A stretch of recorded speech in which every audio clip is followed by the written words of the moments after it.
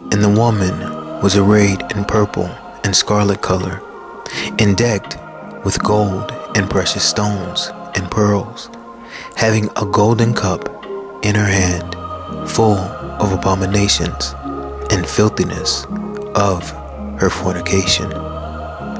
Revelation 17:4.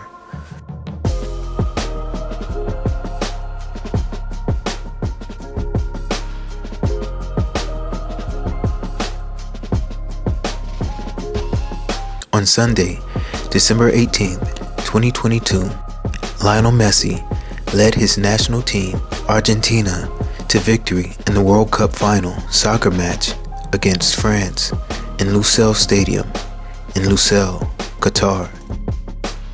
You may not be aware, but the entire world has just been beguiled into drinking from Mystery Babylon's cup of abominations and fornication by taking part in the celebration and ancient worship of the antediluvian gods from the other side of the flood. Don't believe it? I can prove it. Watch this. Reports spread about security guards preventing people from entering the World Cup stadium for wearing rainbow shirts in support of the LGBTQ community. In Qatar, same-sex sexual activity is prohibited under the Penal Code 2004, which criminalizes acts of sodomy and sexual intercourse between people of the same sex. The reason this has been highlighted is because the symbol of the rainbow, which has been co-opted and corrupted by the LGBTQ movement. For me personally, it is important for me to go ahead and affirm that I think same-sex couples should be able to get married. President Biden signed the Respect for Marriage Act. The law provides for protection for same-sex and interracial marriages. In reality, is connected to the antediluvian world before the flood and the destruction of that world because of the sexual immorality of the fallen angels that is equated with homosexuality as described in Jude chapter 1 verses 6 and 7, which declare, "And the angels, which kept not their first estate, but left their own habitation, he hath reserved in everlasting chains unto darkness, unto the judgment of the great day.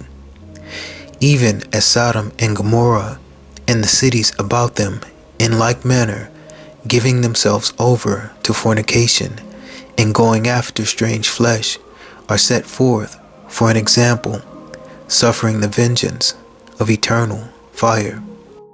Further, we are also told the true meaning of God's rainbow in Genesis 9, verse 11 through 13, which declares, "And I will establish my covenant with you, neither shall all flesh be cut off any more by the waters of a flood, neither shall there any more be a flood to destroy the earth.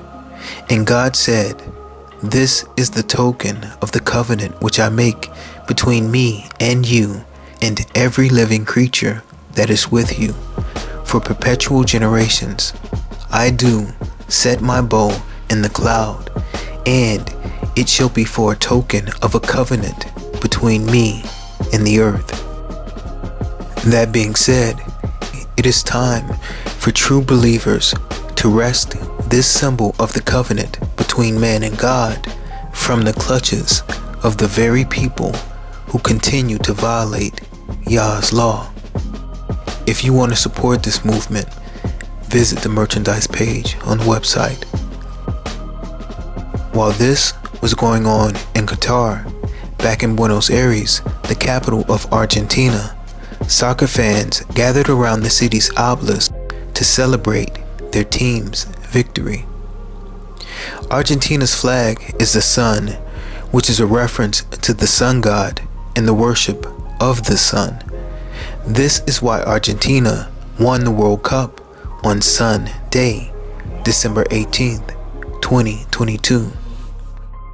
The date 12/18/2022 gives us the number of the beast, 666, twice, since 12 equals 6 plus 6, and 18 is 6 plus 6 plus 6, and 2 plus 2 plus 2 is also 6.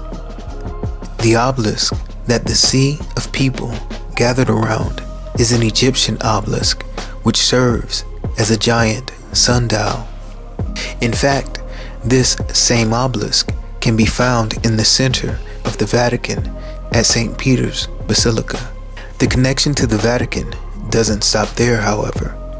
Pope Francis, who I contend is the false prophet, is actually from Argentina, and he was born on December 17th, the day before Argentina won the World Cup. It is important to note that on September 23rd, 2015, the Pope visited then President Obama, the Antichrist, in the District of Columbia, who is Lucifer, the light bearer, and they stood beneath the Egyptian obelisk that is the Washington Monument.